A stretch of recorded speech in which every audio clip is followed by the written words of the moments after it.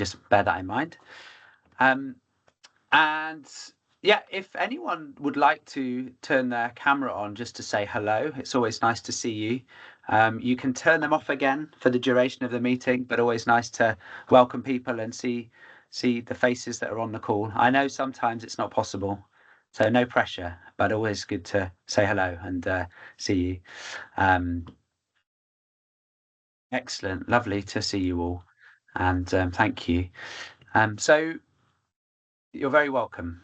And as I think Trezor has mentioned in the chat, if you would like to write or speak in French, you're very welcome as well. I'm just going to briefly talk through the agenda, but firstly I'll introduce myself. So my name's Jim Robinson. I'm the co-coordinator of the Housing, Land and Property Area of Responsibility. So I do that on behalf of NRC, and we are co-leading with UN Habitat. Colleagues are on the call as well. I'll turn to them shortly. But yeah, just want to say very welcome. Obviously, we're having this call in the middle of like a very sort of challenging time. I think crisis-wise, there's so much going on that we're working on. HLP issues kind of everywhere and very central to what we need to be responding to, and we have this uncertainty around the wider system, from the funding to the structures to everything. So just to acknowledge that this is a really challenging time, and so I appreciate your time and being here today.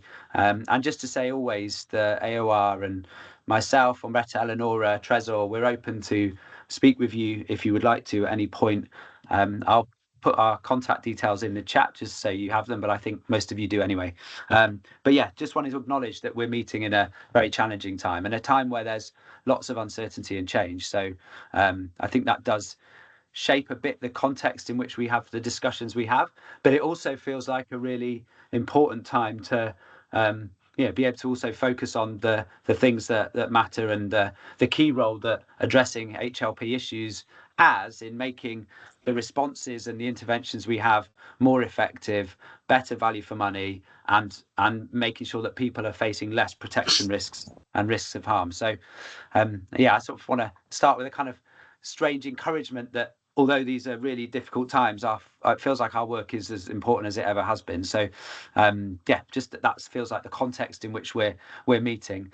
I'm just going to share briefly the agenda, which I did put up just earlier, but in case you didn't see it, we're going to hear from Therese Arneson, who's joining us from OHCHR, to tell us about the launch of the new Middle East and North Africa sort of version of the handbook from the Pinheiro principles. So the basis of so much of our work, we're going to be looking at those and hearing about the launch of that handbook, which brings together some really good examples and case studies and is really useful. So you'll hear about that. We're then going to turn to our colleagues from the Housing and Land Rights Network and the Habitat International Coalition, who are going to share a little bit about their work with the Evictions Violation Database and the way that they assess the impact of that. We're also going to hear from the HLP Working Group Coordinator in the Democratic Republic of Congo. Madeleine Mwanga will join us to give an update on that situation, which is one that is very concerning to all of us. Excuse me. We did have a colleague from Colombia who was going to join to present about the work they're doing, but unfortunately they've had a family emergency and aren't able to join us today, but we will try and rearrange that for next time. I'm then going to offer some just updates from the global perspective, both on what's happening with the US funding freeze, although I think it's probably shifted from a funding freeze to just a funding end, sadly, and how that's impacting the work we're doing. Then also we'll talk a little bit more about the HLP AoR and its sort of work plan in that context, something on upcoming events and some shifts that are happening within the structures as well. And then, of course, open to AOB, any other business from yourselves if you have updates, want to share some things. And please do use the chat for that purpose as well.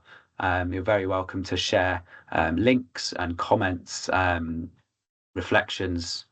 And also, if you want to raise your hand and ask a question at any point, please do come in. For all of our presenters, we will have time to have a brief exchange after they presented. So if you have questions, you're very welcome to share them as well.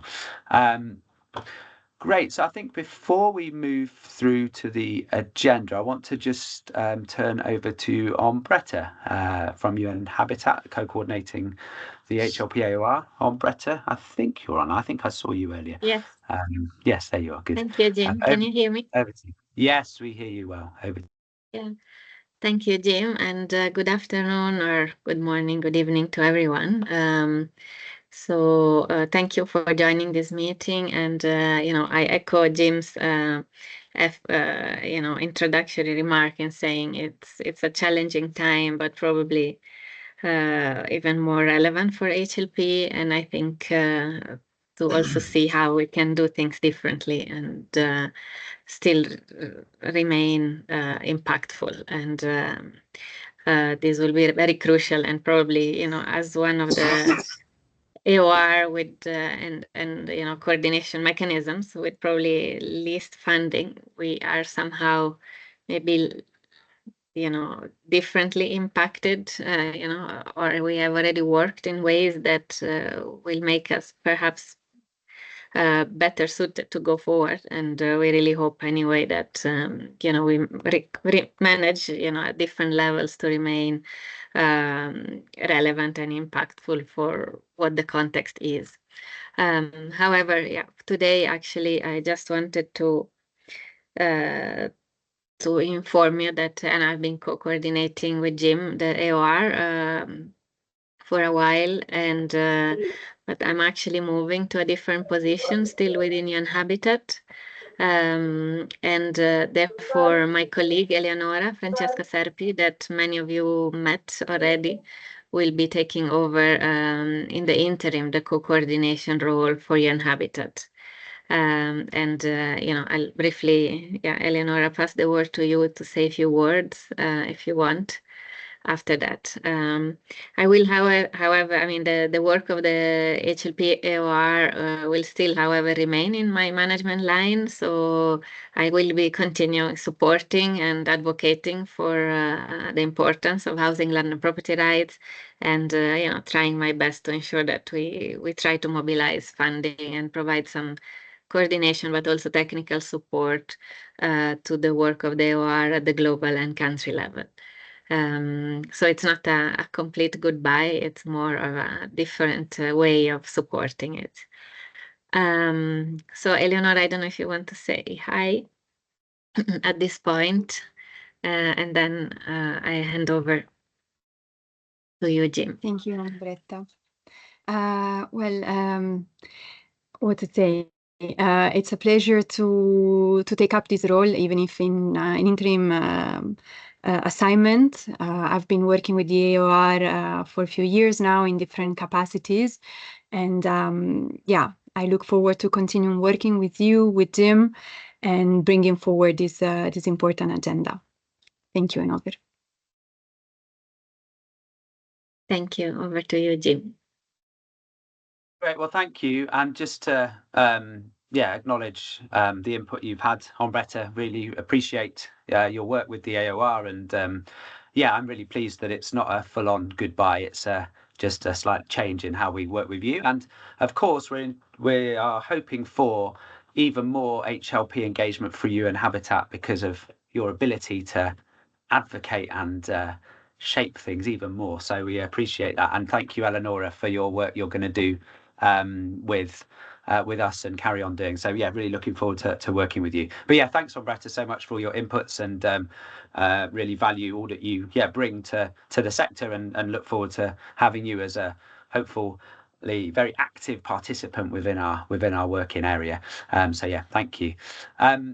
Okay, great. Well, so if you've got questions from Ombretta, then today's the day to ask them, basically. So put them in the chat, make them difficult, and we'll see how that goes.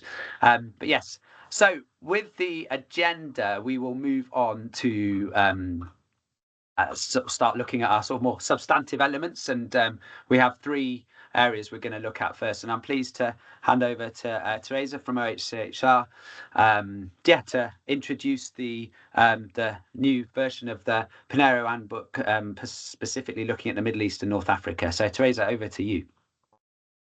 Thank you so much, Jim, for this invitation. OHHR has been maybe a bit of a dormant member of this group, and I'm really happy to be here today to be able to talk to you a little bit about our most recent publication. I have shared a link in the chat, and I can apologize for not having a proper PowerPoint presentation, but as you know, our resources are scarce these days, so we're trying to be rational with our time.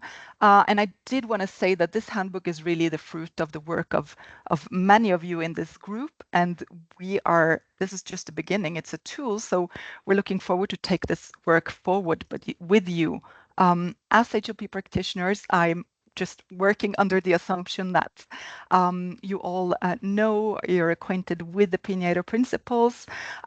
This launch that we were able to do back on the 20th of February at the Arab Laden conference in Rabat, with many thanks to UN Habitat for this, is really a good way of celebrating this 20th anniversary. The handbook is a joint effort by so many actors, and you will see in the handbook itself that you have the UN Human Rights Office, UN Habitat, FAO, IOM, NRC as key partners, but it's also building on work of other entities, including UNHCR.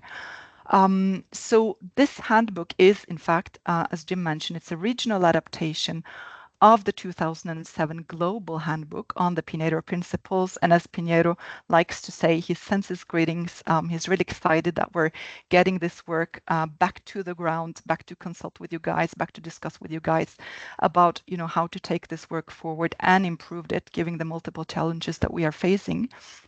But it's a regional adaptation for North Africa and the Middle East. But you will still find examples in here that come from other countries. Bits of reason for that is because there aren't many perfect examples of implementing the principles, but there are many good ones, and there are many lessons learned. So this handbook is really a mix of all of that. You'll find tons of country references also from outside the region. We've got very obviously examples from Colombia, Kosovo, Bosnia-Herzegovina, Afghanistan, and we hope that also the examples that you find in the handbook could be useful for your work in other countries and not just in the region. But obviously the idea of this adaptation is to get some context and country-specific examples of the specific challenges and opportunities that we encounter in our work to implement the principles, with the overall aim to promote durable solutions to HLP restitutions for refugees and displaced persons in this region specifically. Those of you who are able to access the link and have a look at the handbook, you'll see it's a really big piece. It's a really good read. But you can also look it up, principle by principle, section by section, find some inspiration. You'll find a bit of an explanation of each principle and the key issues related to that principle. You'll find some explanations of what kind of opportunities there are for its application. And then you'll find quite a few boxes with different country examples that are based on case studies, based on the work of partners, based on the work of all of you.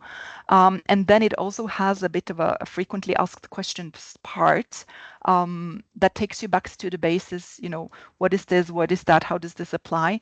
And quite a good reading list divided by principle for further reading. So be it country specific, there's some UN guidance, there's some excellent publications by our civil society partners in there. So it can really be used in a variety of ways. And I don't want to be talking for too long today, but I really wanted to give you an initial snapshot of this handbook and what it contains, just by using 3 very different examples, just to say how broadly it goes, how many issues we are addressing therein. And I wanted to start just at the outset, scope and application. So principle 2 on the right to housing and property restitution. What does that mean? This is really the basis of the handbook, the basis of the principles. And you have principle 2.1 and 2.2 that goes into detail about the right that refugees and displaced persons have to have restored to them housing, land, and property, of which they've been arbitrarily or unlawfully deprived, and to be compensated for this housing, land, and property. But it also sets out how and why these principles prioritize the right to restitution as the preferred remedy for displacement, and why this is a key element for restorative justice. And so when we set out and talk about what are the key issues under this specific principle, it really explains why restitution is so important, why it is an essential feature of restorative justice, but also why it's key for long-standing peace and sustainable development. And again, going back to its nature as a legal and practical remedy, how it can support refugees and displaced persons in achieving durable solutions. And the example that's provided, it's not a happy story. There's tons of good examples in here, and they all have a very specific for being in here. And so one of the first situations that we encounter looking at the handbook is the situation in the occupied Palestinian territory. And handbook explains why here restitution is the preference. How does this link with international law? And the prohibition against democratic manipulation, colonization, and partition of a self-determination unit. So it goes back to the General Assembly and the Security Council resolutions on the issue, explains kind of why this principle is so illustrative of the spirit in which the handbook has been written, because there's no good practice to show to, but the guiding principle is very clear. In this case, compensation would actually perpetrate the prohibited outcomes of a situation that is wholly illegal. So it's not a solution, but it takes us back to international humanitarian and international human rights law, which needs to guide us in the processes for what we're doing. Then we have a second example, which is obviously very key, both in this region and globally, which relates to sort of these overarching principles within the principles. And one of them is Principle 4 on the right to equality between men and women. We're setting out what is equality. I think it's so clear to you, but why it's so important in this context, and how and what it means to ensure equal rights, taking into consideration the regional circumstances whereby women may have weaker security of tenure. They often have weaker security of tenure because of the implementation, gender-biased implementation of laws or religious or social norms, whereby in particular unmarried women and widows are often at a particular disadvantage. And it adds to explain what discrimination by law and what discrimination by practice means, whereby it could be both laws or societal pressure that may end up denying women's equal housing, land and property rights.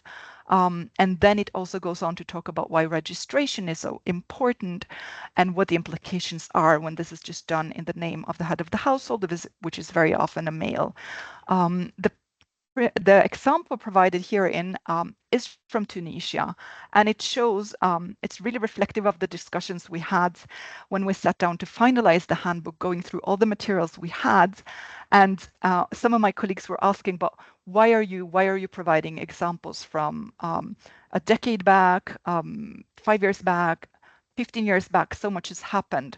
What's the current state of things, and is this still important? And what the example from Tunisia is important because it shows what you can do and what you need to keep on aiming at, even if there may be negative future political developments. So again, we set out that as a precondition for women to exercise HLP rights is their ability to appear and act as rights holders. And then another precondition is the question related to the equality of men and women in inheritance. And the importance of the legal framework in this is really key. We talked a lot about interpretation and implementation in the past example, but also the case in question here is Tunisia, which in 2018 was the first country in the region to adopt a bill by its cabinet to establish gender parity in inheritance. such a good development. Unfortunately and regrettably, this law was rejected by conservative forces in parliament a year later in 2019. So more than anything else, this is an action point for us. It's a takeaway for us to be reminded that more needs to be done to change social norms that continue in practice to impede women's exercise of their HLP rights. And here again, the emphasis is made particularly on rural areas in Tunisia and how we can work to raise awareness of women's rights and the right to recourse. And then finally, I wanted to end with a really positive example. We have a case study related to the application of Principle 15. So we're talking about HLP records and documentation, which is really key. This is part of a really broad and substantial section of the handbook, which is talking about legal policy, procedural and institutional implementation mechanisms. If you go back to the beginning of the handbook, you'll see a nice layout of what needs to be done for us to arrive to restitution. But basically this principle, it's a really long one. It's a really complicated principle that goes through all the key elements that would be needed for this.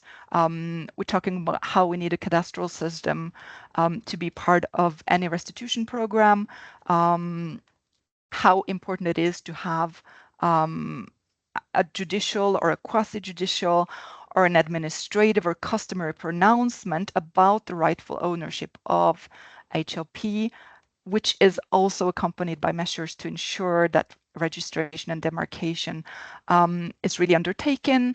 It talks about how registration system should record and or recognize the rights of possession also of traditional and indigenous communities' rights to collective land, which is really important. But I want to go straight to the example, which is an example provided by our partners in UN Habitat. And Ambretta is online, and she could go back and talk more about this. But basically, it shows after an example that goes more broadly, which outlines a long list of, what you can do to provide evidence that should be or could be considered admissible in restitution programs, and actually are really innovative and practical tools for the documentation of HLP rights, both during and after displacement. So this is an example from Iraq, where UN Habitat developed a tool based on the research that they did to examine obstacles for return, and which identified that the informality of rights was a key challenge for the Yazidi community. And so in order to support return, what UN Habitat did was to advocate for an incremental approach to resolve these challenges. They used what they call the STDM, the Social Tenure Domain Model, which is a gender-responsive participatory land information and management tool that is used to record formal and informal tenure rights. And through this tool, they mapped and verified occupancy claims by the Yazidi returnees and issued occupancy certificates. These certificates were signed also by local authorities, community representatives, the returnee, and UN Habitats. And back in 2021, which was the closure mark for this example, they had issued over 7,500 occupancy certificates. The good part is then, a year and a half later, in December 2022, in Iraq, you saw the Council of Ministers approve a legal decree, which again, UN Habitat was part of drafting together with the Prime Minister's office, which recognized and granted land ownership and property rights for the Yazidis and formalized their land rights by turning these very occupancy certificates that UN Habitat had issued into land ownership titles. So this is the end of my 3 examples. I've already been talking a lot, but really the handbook is full of them. I'm sure you've contributed to many. And to be reminded, it is really an evolving situation, and any action that we take is always, its sustainability will always depend on political developments, but use the handbook as a tool, use the handbook and the principles as an aspiration to what we can do. And we at OHHR would be really happy to get your feedback on the handbook. We're happy to develop, more proper trainings. We're happy to have more proper discussions with you on how we can take this work forward. And I know that we have the next speaker, Joe Shekla from the Housing and Land Rights Network. He has really been one of the driving forces behind this handbook, and no one knows this handbook better than him. So I think I might as well just pass the floor on to him. So thank you so much for having us, Jim, for inviting us.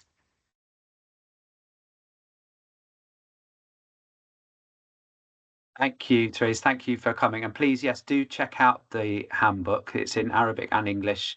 And it's, as said, it brings the Pinheiro principles really to life with examples and Q&A challenges, as well as things that have gone well. So it's, I think, a really helpful piece of work. So yeah, thank you so much. And yeah, Joseph Shekla, really pleased to welcome you to the meeting and hand over to you. If you'd like to comment a little bit on the handbook that I know you've been involved with, and then please do move on to your presentation around the Evictions Violation Database and the impact assessment tool. But Joseph, welcome, and over to you. Thanks so much, Jim. I trust you can hear me and see my screen. Yeah. Yeah. Okay, good. Yeah. That's great, because my camera's not working for some reason, but you don't need to see me. I've been around for these 20 years, at least, and it's really encouraging, really heartening to see the Pinheiro principles still relevant and coming to life, and especially in our region.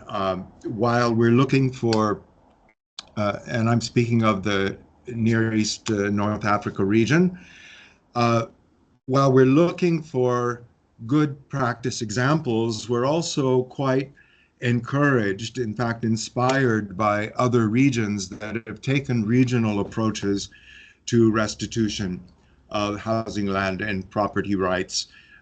In the Balkans, in the Great Lakes of Africa.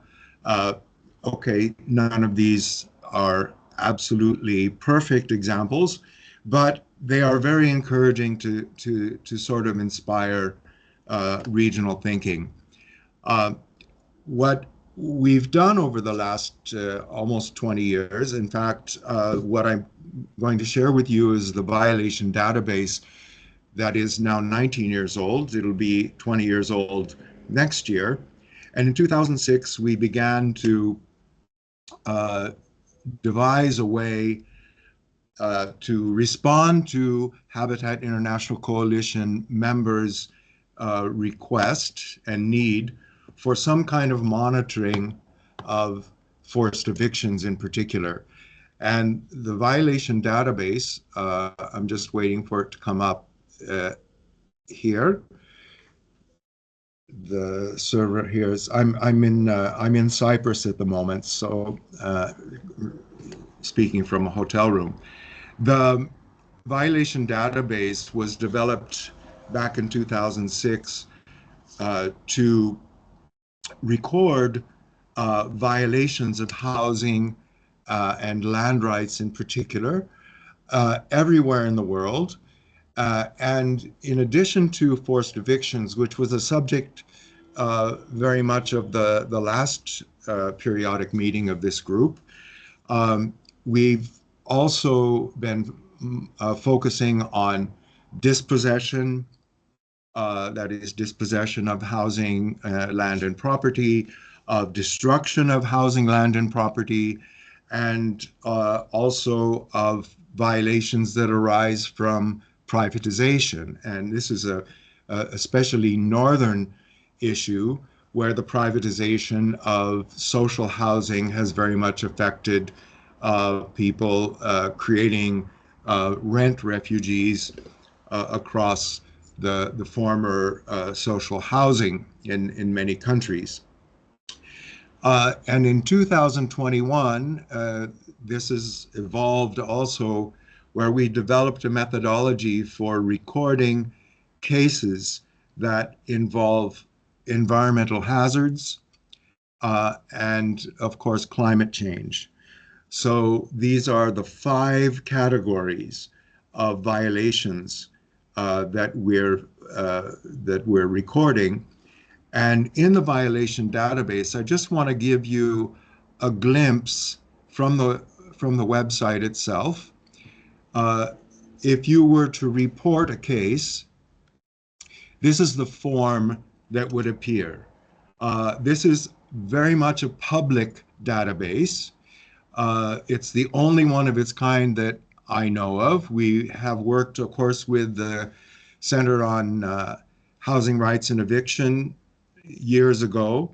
They also had a database, but it was not a public one. It was one for internal use. But this one is public, so you can put your own cases in. You can extract cases. You can do a review of regions or countries or periods of time and collect the data that's been entered. And in the form, it collects the personal data, contact information of the person who's entering, the period of the violation, the region, the country, the locality, the type of violation, if it's a forced eviction, demolition, dispossession, environment-related or climate event, and privatization. And very often these are combined. So you have a forced eviction and dispossession, or forced eviction and demolition at the same time. But we track these dimensions of a violation so we can also search by those types of violations. You enter what is affected, housing, land, infrastructure, other, and a special focus on the victims, of course, who's affected, how many, and who is the duty holder. In all cases, if we're applying a human rights approach, the rights and corresponding obligations are primarily with the state, but they could be with local authorities in the case of a treaty obligation to prohibit forced evictions. For example, all organs of the state are equally obliged. Could be an international organization, a transnational corporation, private party, or others. And then you can just drop in by cutting or pasting a report, a press report, or other into this field here, the brief narrative, propose a solution, and attach any kind of further documentation, whether it's an update, a development to a case, or details about the case. It could be legal materials, it could be a video, it could be anything. So this is the public service that we offer through the Housing and Land Rights Network. And I want to just give you an example before I turn to the other tool of how you can actually use this to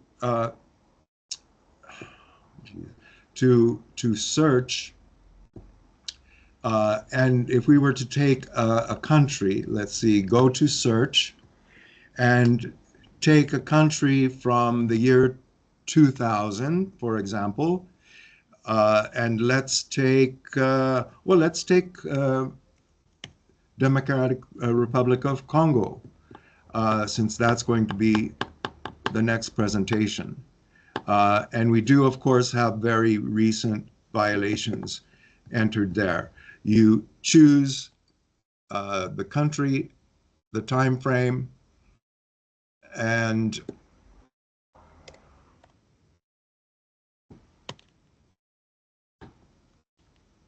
there we go. Search. And it will deliver for you an entire table of those cases that have been entered into the database. This is really useful if you're doing a country report, whether it's for advocacy purposes, for reports, parallel reports to the treaty body system, um, for students, for anyone who's doing this kind of work. And in the case of Congo, we have 16 cases over this period of 25 years. That is not, of course, all of the cases. There are, I'm sure, many that we've missed. The total of victims or affected persons are 18,470,600. And you can go in and see where we need to fill in more data, or also learn about cases that you didn't know about before. And you can do this for any country in the world. Under occupation, in conflict, those undergoing climate change and forced displacement, where there is a rightful duty holder, and so that we can call it a violation. And this tool is actually available to anyone. Please look into it and see if you can help us, because we don't have the capacity to cover the entire globe, although we certainly try. Now, what's really great about the Pinheiro principles, as Therese mentioned, is that restitution of housing, land, and property is key to restorative justice. Now, what we really need in order to fully fulfill the rights and restore the rights to displaced persons and refugees is to have a sense of what it is that they have lost. And so therefore, since 2009, we found that we needed another tool, and that is the violation impact assessment. But it's also very flexible, so it can be used in conflict situations, it can be used to scale up. We've used it to contribute to the transitional justice process, believe it or not, in Yemen, in Palestine, across India, Kenya, where we've actually used the data for litigation purposes. We've streamlined or customized the tool to focus on women's values and applied that across 4 countries in sub-Saharan Africa. And what we have as a result is, so far, 30 cases where we have worked directly with communities to do their own quantification of a whole repertoire of costs, losses, and damage. The only criticism that I've ever heard of the Pinheiro principles is that it focuses so much on property. And now, when we're talking so much about climate affected or climate change related cases, the question of non-economic values has become a real issue and a challenge to quantify or monetize, if at all possible. We've done that also in these 30 cases. This is just a screen that shows the 30 applications so far, where you can click on the link and find the actual case, where the quantification has taken place. You can find questionnaires that have been used as survey tools in the field. And the data that we have been able to gather, as I mentioned, has been useful in litigation purposes, but also we found that in some cases, like in the state of Odisha in India, there is a law, there's a statutory right to compensation when a disaster strikes, even if it's a climate change-related disaster. But what we found is that the provision for compensation in such a case, and in this case that I'm speaking of, it involved Dalits who were forced to build in a floodplain that eventually was devastated when the tides rose in a storm that was climate change related. And we found that the actual values of their losses that we could monetize with the community were at least 22 times what the ex gratia compensation allowed for them. So it's become really a very useful tool for policy review and reform, certainly for the loss and damage fund that is newly established and yet to be operational. It's also been really helpful in helping to identify eligibility, which is not yet dealt with as a policy issue in the loss and damage fund. What are the actual losses, costs, and damages that are eligible for entitlement or for restitution? It also, this tool also, if I were to go into great detail in it, it would show the non-economic losses that in fact are dealt with in a very important normative document.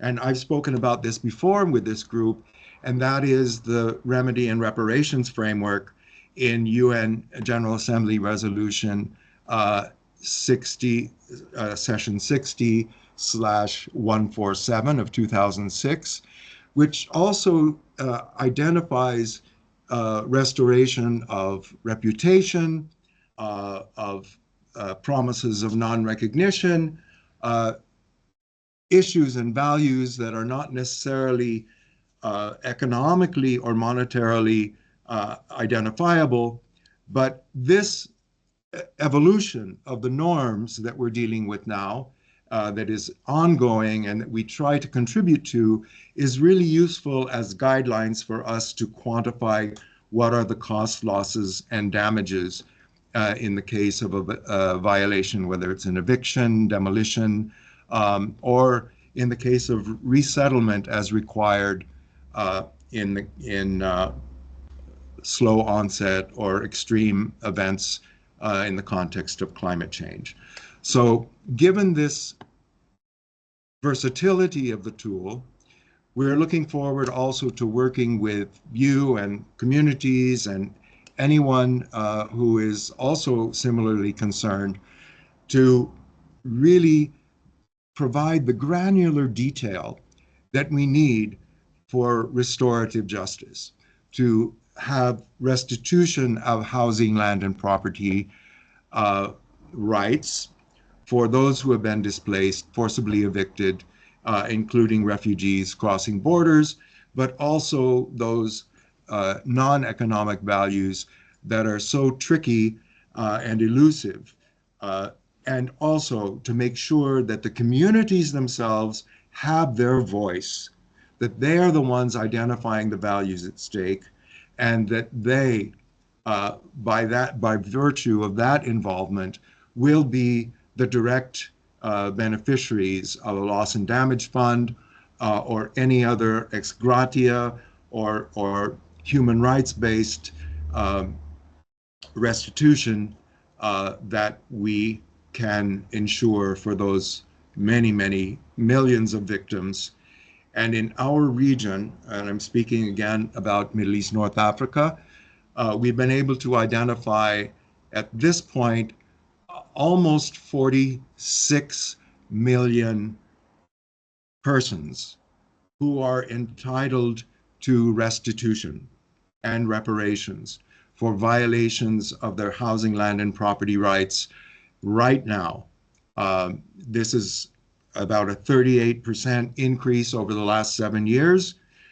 Added, of course, to that number is over 3 million who are identified as displaced from climate change events.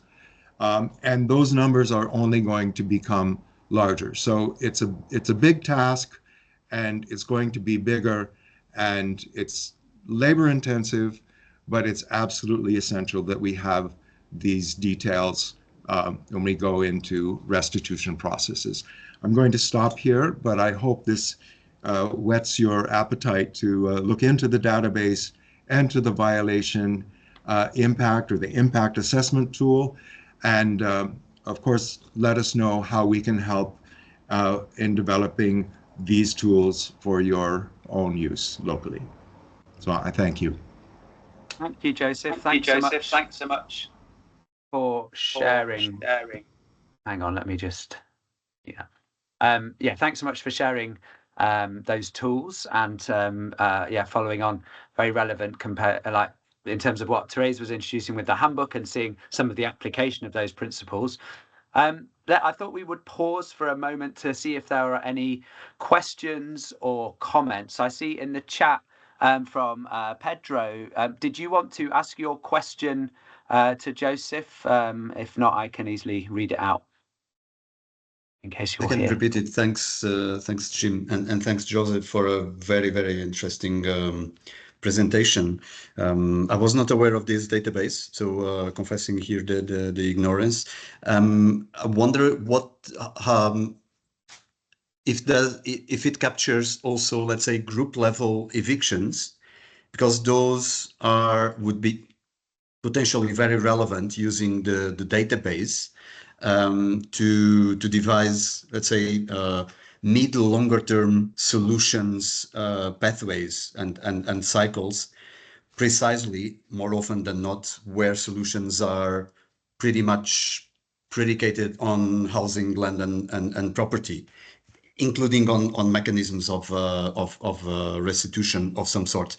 My question was, with the example of scale in Syria, where actually back in 2018, 2019, 2020, mostly entire towns and neighborhoods were just evicted based on so-called reconciliation agreements.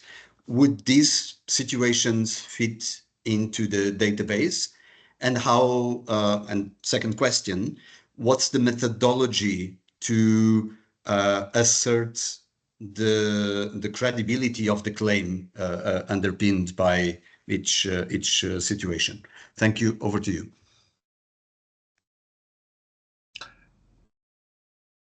Yes, if I'm unmuted. Yeah, absolutely vital questions.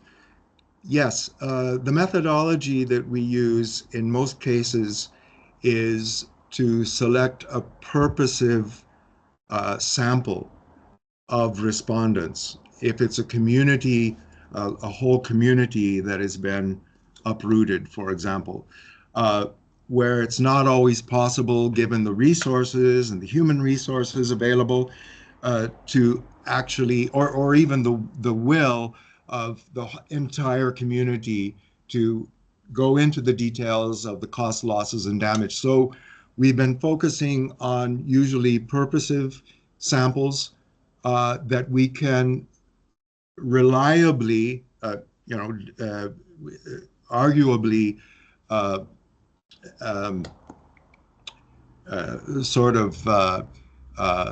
extrapolate to determine, for planning purposes, for funding purposes, for policy purposes, what would restitution look like and what would it require?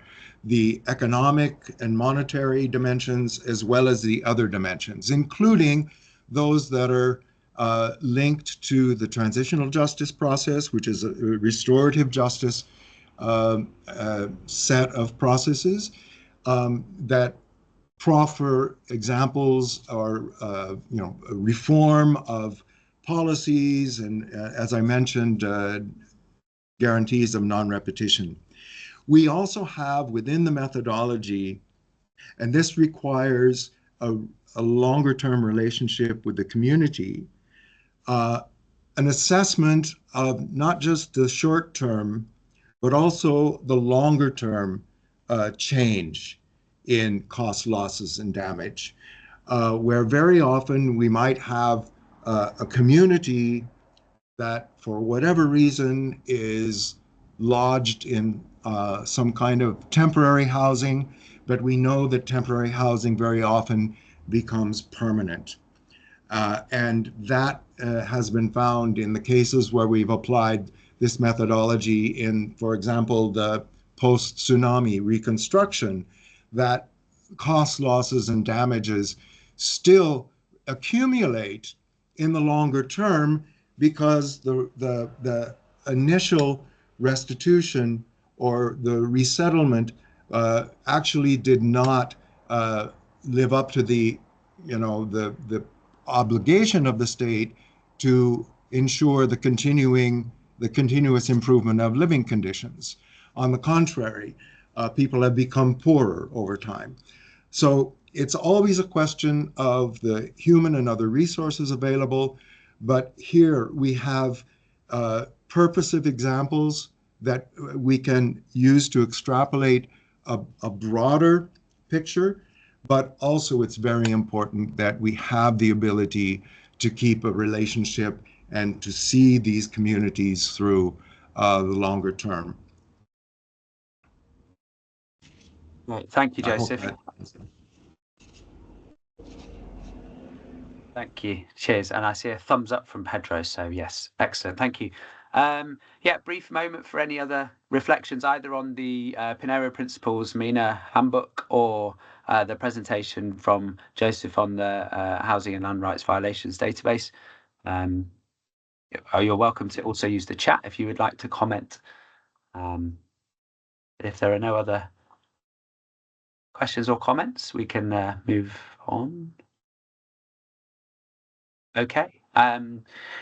So we're going to turn now. Thank you, Joseph, for presenting that. There's a couple of questions in the chat that you might want to see, just people asking to confirm the links and percentages and things. But you answered the main question that was asked there. But yeah, thanks again for joining and presenting on that one.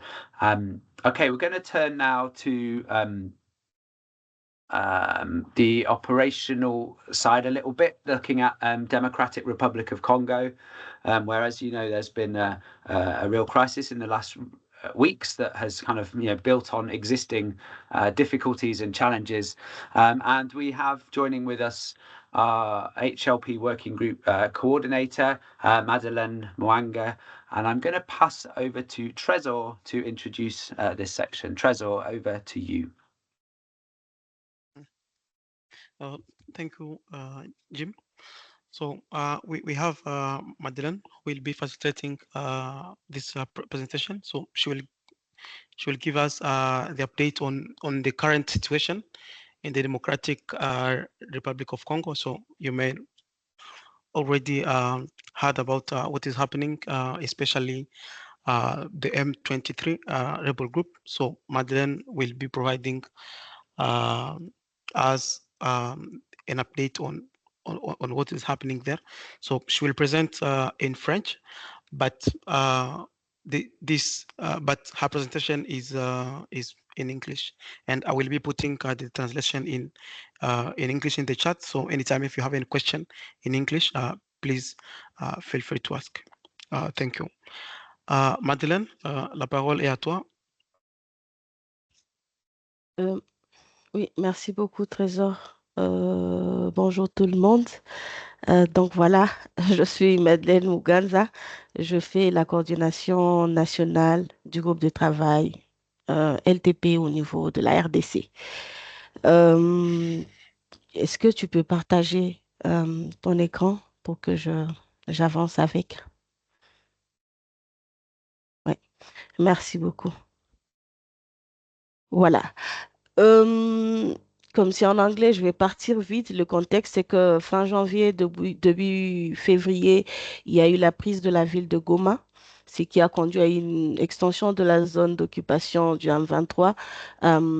Et actuellement, c'est pas que Nord Kivu, maintenant ils sont en train de foncer. Ils ont pris une partie du Sud Kivu, donc le contexte est en train d'évoluer. Il y a eu la fermeture forcée des sites des PDI et certains centres collectifs. Ça a conduit à un retour forcé vers les zones d'origine et d'autres PDI, IDP, se sont orientés vers les familles d'accueil et les centres collectifs qui étaient encore ouverts au niveau de la ville. Il y a ce grand risque d'être expulsés à court et moyen terme dans les centres collectifs, surtout que l'école a commencé à fonctionner et certains autres sont dans des églises. Sur base de cela, il y a eu une RM qui a été organisée avec OCHA et ses partenaires dans les villages de retour où les PDI sont retournés. Donc voilà, slide.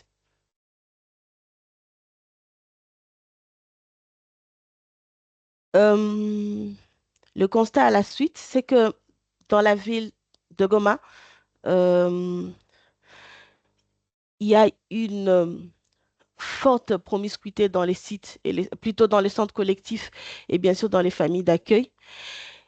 Pour certaines zones, les retours est encore pas envisageable en raison de l'insécurité persistante, parce que c'est peut-être des zones d'affrontement où il y a encore présence d'autres groupes armés.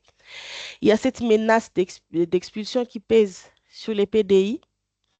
Il y a ce développement de mécanismes de survie négatifs, notamment le vol des récoltes dans les champs et le sexe des survies, mais également il y a cette crainte ressentie par les PDI de rentrer chez eux parce que peut-être leurs champs sont occupés ou peut-être par les groupes armés ou d'autres personnes qui ne savent pas identifier et qui sont dans différentes zones de retour, mais également la présence des UXO, des règles dans les zones de retour, notamment dans les champs et dans certaines maisons et proches de services sociaux de base. Pour ce qui est des zones d'origine, c'est que il y a eu ces pertes de documents. Je vais parler beaucoup plus de documents d'identité et des documents de preuve de la propriété des terres des personnes. Faible accès au logement, notamment en lien avec la destruction pendant les conflits par rapport aux cas d'occupation des maisons ou aux incendies, mais également faible accès aux champs parce que 40% des champs des retournés sont occupés par des anciens retournés, par la communauté haute, par d'autres personnes qui se sont installées dans la zone. Il y a aussi cette faiblesse d'accès liée à la présence des règles et en dernier lieu, par rapport à la résurgence des conflits fonciers, mais également la création de nouveaux à la suite de cette situation. On a les dysfonctionnements des services sociaux de base et des mécanismes de gestion de conflits locaux qui existaient dans le temps. Slide. Il y a d'autres constats par rapport à cette problématique qu'on a au moment de l'évaluation. C'est qu'on a vraiment sur le top niveau l'accaparement des terres des retournés, suivi des cas d'occupation et à la fin, bon, pas à la fin, disons les trois premiers, il y a des tensions sociales autour de la question de la propriété, notamment la difficulté d'éprouver la propriété parce que peut-être ils ont perdu des documents, parce que peut-être dans la zone, on a on n'a pas la politique ou bien l'habitude, l'usage d'avoir des documents sans des documents de base. Peut-être c'est la tradition, la coutume qui prévaut. Et c'est vraiment une grande problématique par rapport à la restitution de biens au moment du retour. Slide.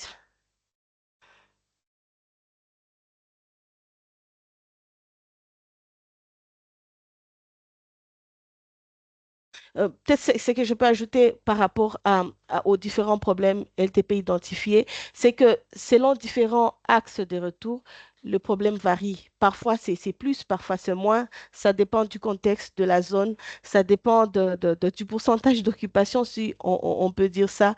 Donc, c'est pour cette raison, je ne vais pas revenir sur les localités, mais vous allez voir qu'il y a plus de problèmes sur certains axes que d'autres. On a pu identifier d'autres problèmes LTP, notamment la destruction de maisons, les cas d'extorsion de biens euh, des populations, la perte de documents, comme je l'ai dit tantôt, et les conditions vraiment indignes. Je vais peut-être l'illustrer à la fin par des photos où on voit vraiment des familles avoir des difficultés vraiment à vivre par rapport à la perte également des autres structures, par exemple des toilettes où on est obligé de faire peut-être 30 minutes pour aller chercher, voilà, c'est un peu compliqué. Il y a ce changement d'autorité coutumière parce que les autorités de facto, plutôt dans certaines zones, ils ont changé les autorités administratives et coutumières qui étaient dans la zone et qui avaient l'usage ou l'habitude de faire certaines choses, qui avaient la légitimité par rapport à la lignée royale, ainsi de suite, et qu'aujourd'hui, il y a des nouvelles personnes qui se sont établies et qui ont le pouvoir. Ça crée une certaine méfiance dans la population euh, par rapport à cela, mais également dans le cadre de notre travail, euh, comment est-ce que la légitimité des actes de ces différentes autorités en ce qui concerne l'accès, peut-être la distribution de terres, l'accès à la terre, la validité de certaines décisions. Donc, c'est un peu cette problématique également qu'on a pu identifier dans les différentes zones de retour et qui sont à la base de plusieurs risques, euh, notamment la slide suivante. James, s'il te plaît. La résurgence ou la création de nouveaux couches de conflits fonciers, conflits communautaires, euh, des cas d'éviction forcée parce que peut-être on n'est pas associé à la nouvelle dynamique de pouvoir, ainsi de suite. Euh, Faible accès à la terre des communautés parce que la communauté retournée, euh, en soi, la communauté rurale ici chez nous vit essentiellement de la terre par rapport à l'agriculture, ce qui fait que cela va aggraver encore une fois la vulnérabilité de populations déjà qui viennent d'une période prolongée de déplacement, ce qui fait qu'au moment de retour, ça va être vraiment, et qui n'ont pas accès à la terre, ça va encore aggraver leur vulnérabilité et directement être à la base de ce mécanisme négatif de survie par rapport au vol de produits des champs, par rapport au banditisme et de sexe des survies, comme déjà identifié. Il y a aussi ces risques du fait que certains champs, c'est pas parce qu'ils sont occupés ou ils ont été accaparés, mais il y a la présence des règles, des UXO dans les champs ou sur les sentiers, eh bien, il y a ce risque de mort des personnes une fois ils sont en train d'exploiter leurs terres ou peut-être construire leur maison. Et donc, c'est un peu ça, les risques associés aux règles. Slide.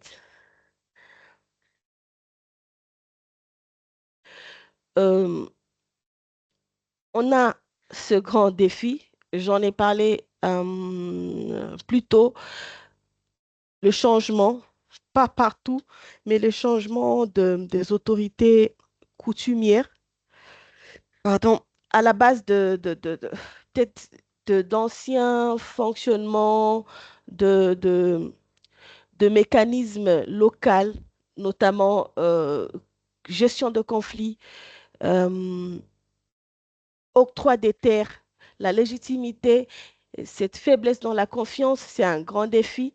Mais pour nous, acteurs LTP, en cas de plaidoyer, on ne sait pas vraiment de façon claire comment,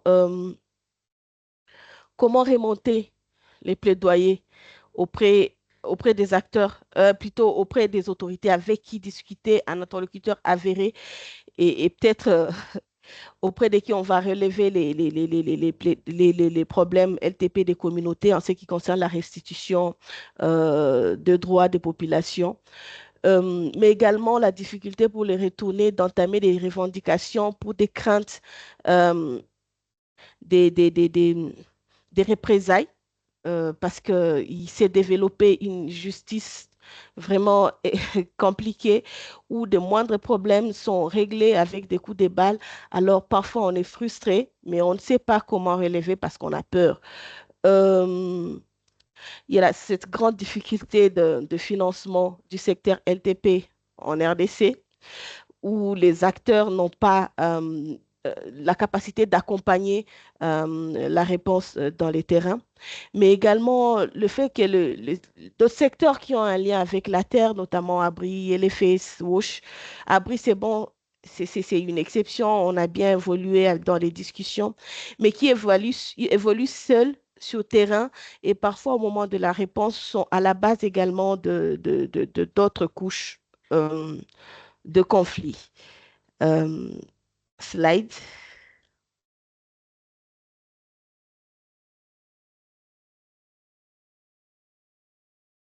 En dernier lieu, les recommandations, c'est que c'est d'observer la diligence raisonnable par rapport au droit LTP, les coordonner les interventions entre le LAM, le lutte anti-mine, les autorités de facto et pour essayer un peu de régler cette problématique des règles, mais également plaidoirie, ça c'est au niveau interne et que peut-être au niveau global, on peut avoir un appui pour que vraiment le paquet LTP dans le HNRP soit conséquent par rapport à l'évolution du contexte dans la zone. Et en dernier lieu, on doit revenir sur la forte sensibilisation sur les principes humanitaires, notamment prouver l'indépendance, la neutralité par rapport au conflit et les principes directeurs, notamment le lien avec la restitution de biens. On en a parlé heureusement tantôt. Et bien sûr, la convention de Kampala. Voilà un peu pour ce qui est de la situation qui prévaut au niveau de l'Est de la RDC et qui va évoluer notamment en raison de l'extension de la crise vers le sud Kivu et qui monte déjà vers le Grand Nord. Et donc, on espère que, voilà, ça va changer. Merci beaucoup.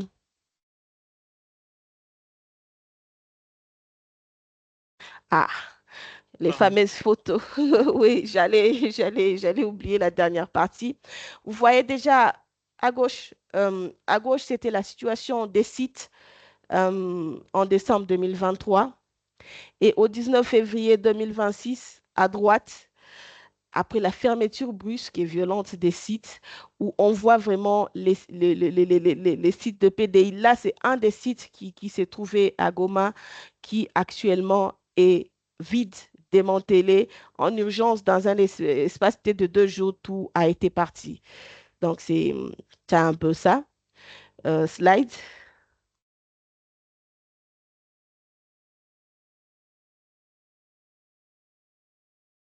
Je vais juste revenir sur la photo à droite, parce que la photo à gauche, elle est vraiment parlante, c'est au moment de démantèlement des sites de PDI en urgence.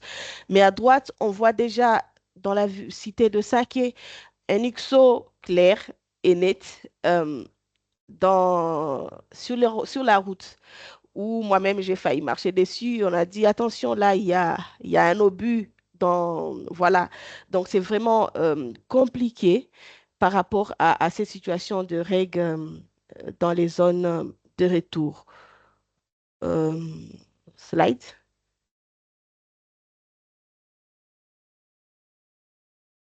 Et en dernier lieu, là, c'est vraiment l'un des exemples des personnes qui ont trouvé leur maison détruite dans certaines des zones de retour où on voit à droite une photo d'une famille, voilà, c'est vraiment compliqué. En attendant, ils n'avaient pas de choix, on les a chassés de site, ils étaient obligés de rentrer chez eux et une fois rentrés dans leur village, c'est comme ça l'État qu'ils ont trouvé leur maison. Ils ont essayé de se fabriquer quelque chose, mais c'est vraiment quelque chose de compliqué. Et à droite, on voit déjà une famille en train d'essayer de se reconstruire une maison sur le ruine de l'ancienne qui avait été incendiée. C'est un peu ça en général, le contexte des abris ou bien des logements des populations dans les zones de retour. Merci beaucoup. Merci beaucoup, Madeleine. Mm. So yeah, if you have any question, please feel free to ask. Thank you.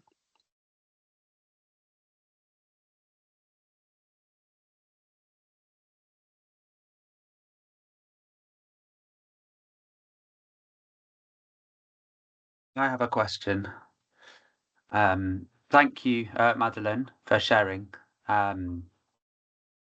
noticed there was a few moments. Well, firstly, I noticed that one of the things you raised as a challenge was the change in customary authorities in return areas. So that meant there was a change to how we might understand land tenure security and restitution. So just to notice that, I noticed that as seemed like a key challenge, and yeah, be interesting to hear how you might respond to that, and if there are others on the call today who might respond to that. And then the main question was around how I saw several times you identified the need to work better with other sectoral actors on due diligence processes, but also on assessments. And I just wondered if there's anything you would recommend that we do to support that process, or how we can change that to make better kind of collaborative working. Madeleine, donc je vais traduire la question en français.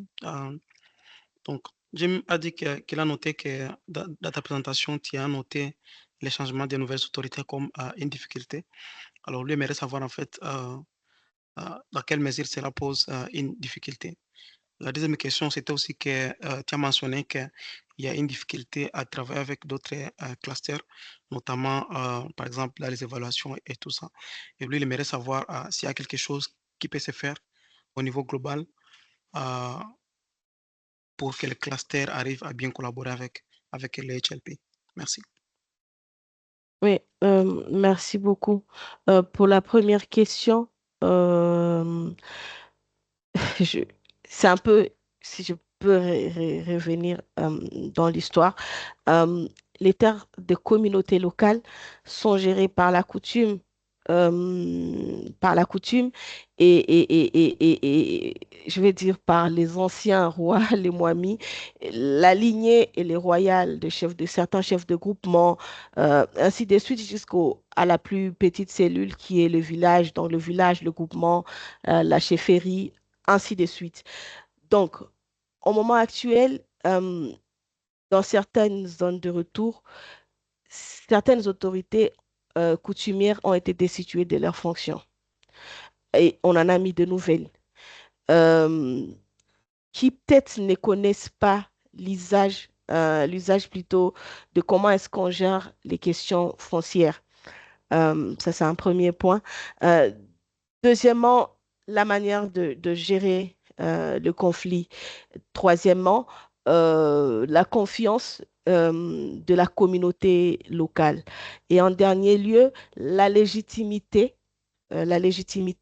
des actes que ces autorités actuelles sont en train de poser, notamment en cas de donations de terres, si on peut dire ça, en cas de signature de certaines attestations parcellaires ou attestations d'occupation des terres.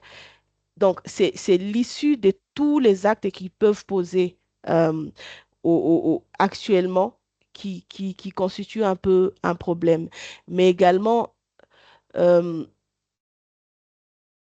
vérification sociale de droits des droits des terres dans les villages, c'est fait au travers le chef. Celui-là, il est nouveau.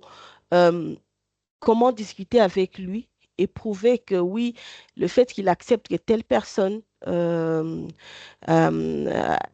cette terre lui appartient, comment prouver que c'est vrai alors qu'il n'était pas là?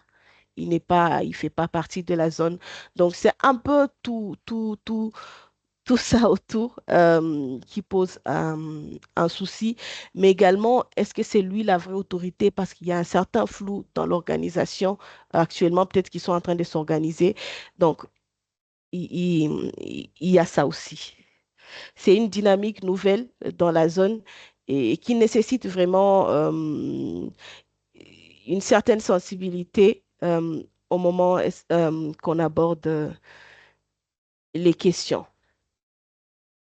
J'espère que c'est clair.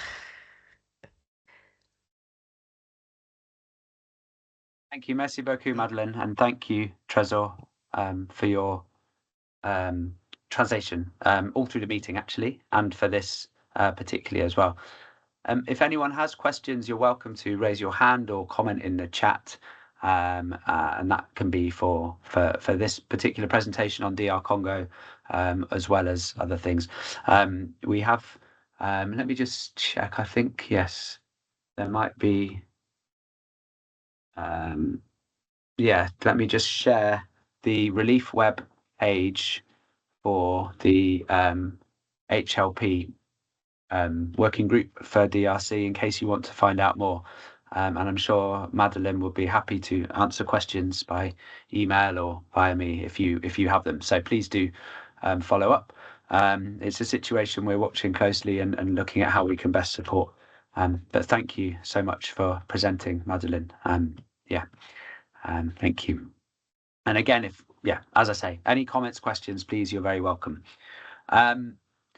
Okay, so going to move to the final part of the agenda, which was just some updates from the global side before opening up to any other notices. And I think wanted to start just by addressing a little bit the latest information we have around the sort of the US funding changes and the impact of that. And just to say that at the moment there's a lot of work being done by various people to try and understand what the impact is. Probably your organizations are looking at what work is possible to carry on and how we're going to do that. Excuse me. And there's also questions around the sort of the structure, the coordination structure around all of the humanitarian response architecture, a lot of uncertainty. We know that the humanitarian country teams are going through a prioritization exercise to try and identify key areas to prioritize in terms of the humanitarian response plans.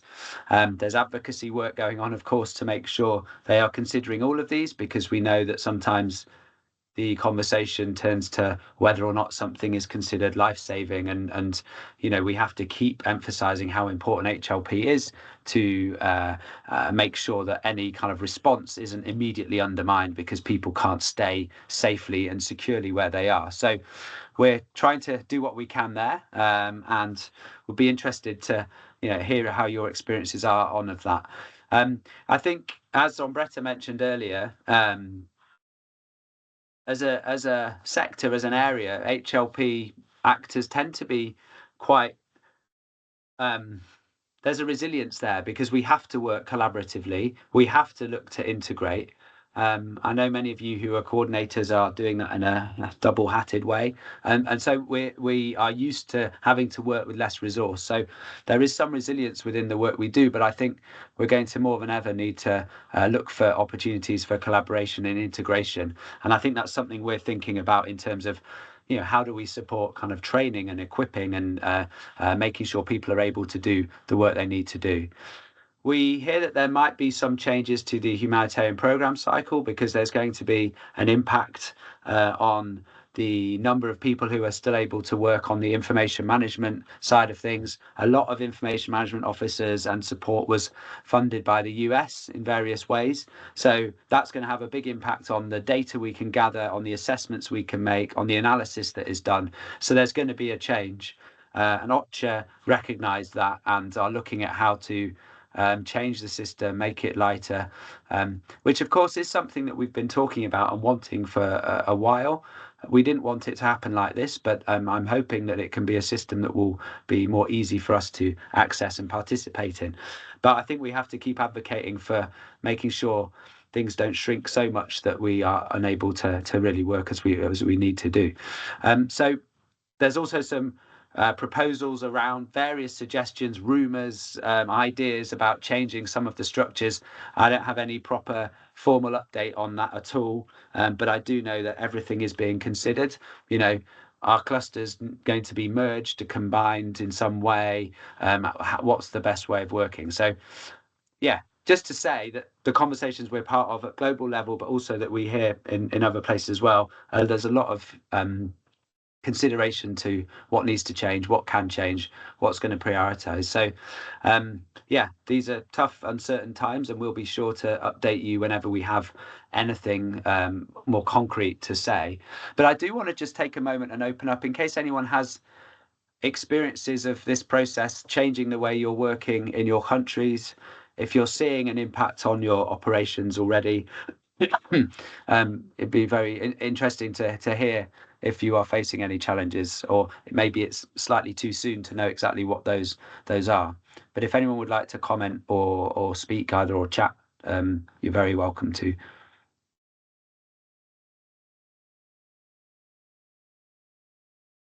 Yeah, Alexandra.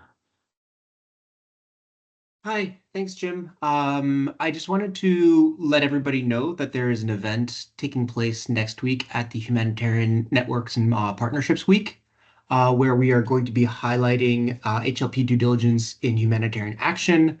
And we will be using a lot of the key advocacy messages and refining some of those key advocacy messages to explain why HLP due diligence is essential to secure the investments made by communities and donors and organizations throughout the humanitarian process. And so I highly recommend that you attend that session, and I'll throw information in the chat for you to register to get access to the recording if you're not able to make it. But yes, we really encourage you all to be there, but also to share the link to the session with your managers, with your communications teams, with potentially some donors who would like to better understand the HLP thing. We've got some amazing case studies from Yemen, South Sudan, and Sudan that will be present. And so, yeah, just wanted to flag that for everybody and throwing the information in the chat now.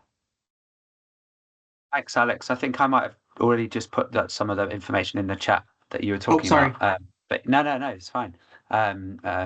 It's fine. There's also another event, seeing as we're talking about HNPW, there's another event on the same day, earlier in the day, focused on HLP and solutions to address and prevent displacement, which Eleanor, you might be able to share something of in the chat, and we'll be sending. I mean, I've sent some information around in an email, but I'll send again something just to remind you of those. They might be interesting places to hear more, and also, as Alex says, to hear some of the latest on the sort of advocacy messaging going out around HLP work. I wanted to just also share another update in terms of the sort of global structure of things. So some of you may or have been following a little bit the discussion around simplification processes linked to the protection cluster and the architecture. And of course, the HLP AoR sits within the global protection cluster. And there were some recommendations that this needed to be simplified through. It was in 2021, there was an IASC's principles review to look at the protection policy. And one of the things that came out was that there needs to be better collaboration and working together of the protection cluster and the areas of responsibility. So just to say that these recommendations have now finally been sort of signed off by the principals involved with the different AORs. And the aim is to basically find more optimal ways of working together to have more effective, coherent work. So it's about kind of, for example, integrating information management analysis resources, strengthening subnational coordination, looking at the role of local and national actors and elevating those, and engaging more jointly in protection advocacy. Because sometimes, as you may know in your work, the different AORs can also sometimes be a little bit siloed, so like in the same way that other clusters can be as well. So there's a real effort going on to look at those things. So just to let you know, that's something that was started before the current funding crisis, but I think the recommendations there and the work that's going on to do that are more relevant than ever. So just to kind of share that, really. Excuse me.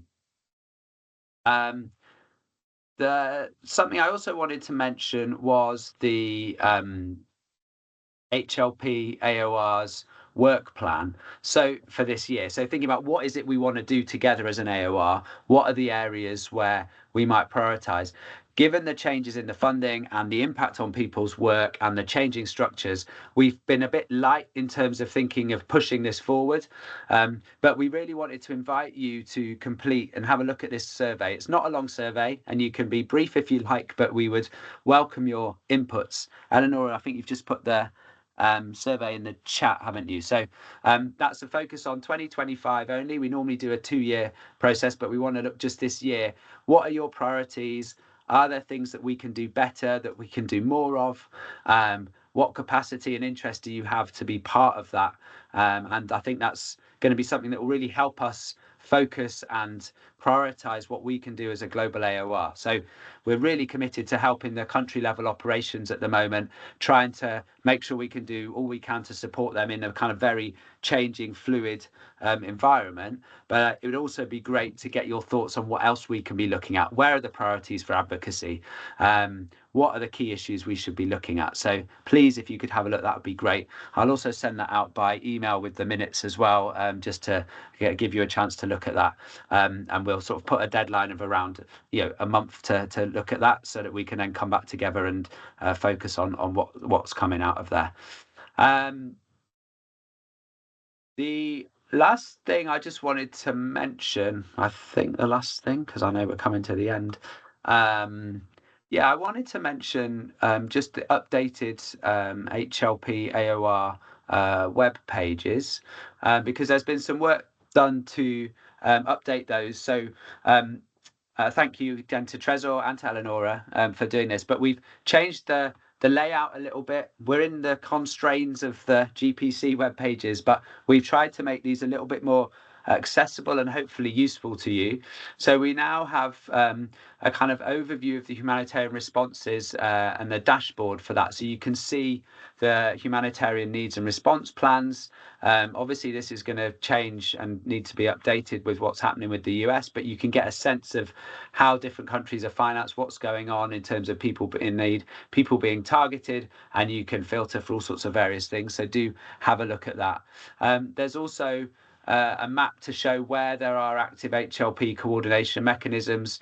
We just heard from DRC, and you can link and go to the relief web page where we're encouraging people to share the resources. There's also, for example, a page for the Legal Task Force for Occupied Palestine territories, and also the HLP Technical Working Group there, as well as many others. So please do have a look on there, and that might be something that's of interest to you. And we're trying to keep improving that and make it better and more accessible. So again, do let us know how we can change that as well. Also, if you have publications you want to share, please do. There's been HLP advocacy briefs that have been produced through their colleagues at Interaction. And also just want to acknowledge that sadly we've had some of those colleagues have lost their positions due to their funding impact. So we miss you, Interaction colleagues, but we are sharing the work you started around the advocacy on incorporating HLP due diligence, and there's more to be done on those as well. And thank you to Jacini in Northeast Nigeria, updating on the impact of losing the IM support.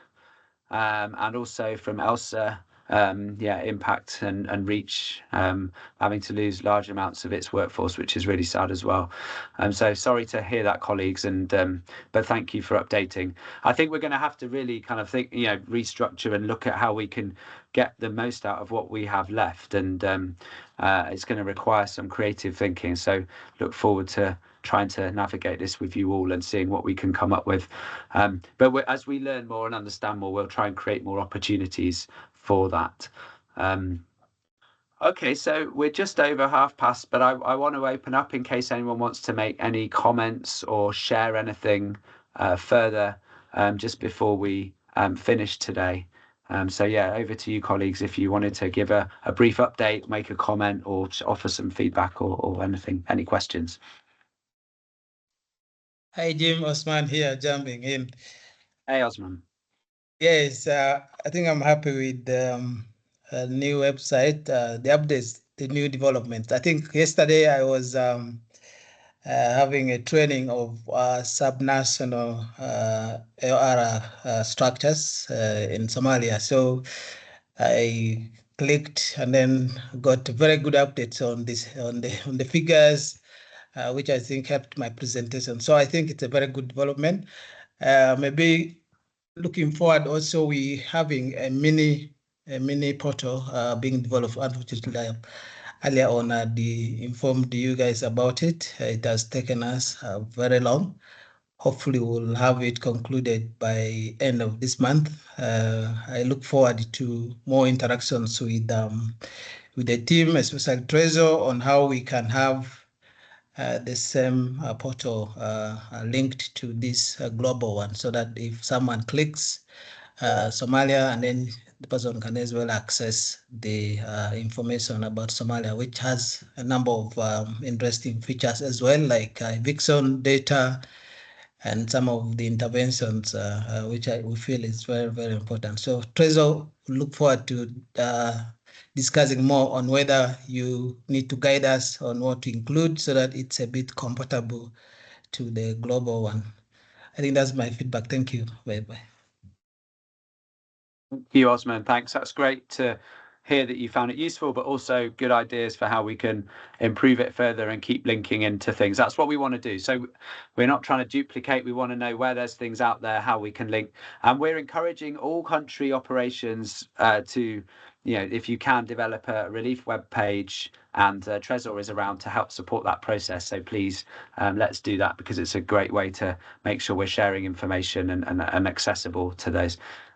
Thank you, Osman, for that intervention.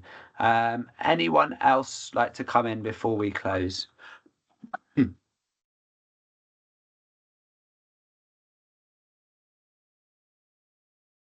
I just want to acknowledge the again, another resource shared. Martina, thank you, from the GPC's task team on law and policy, launching their global report on law and policy on internal displacement.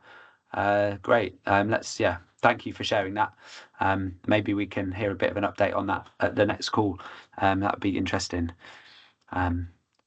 Okay, any final words or comments?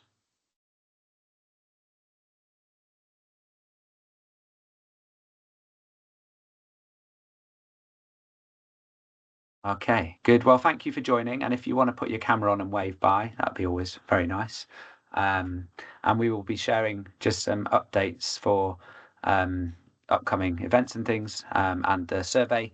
And yeah, just to say, if there's any questions, please do reach out, and particularly around how the impact of the current situation is, and if there's anything we can do to support, we would do that gladly.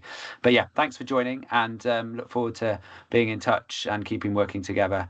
But yeah, all the best. Take care. Thanks. Bye-bye. Thanks, everyone. Thanks. Bye-bye. Thank you. Bye-bye. Thanks, everyone.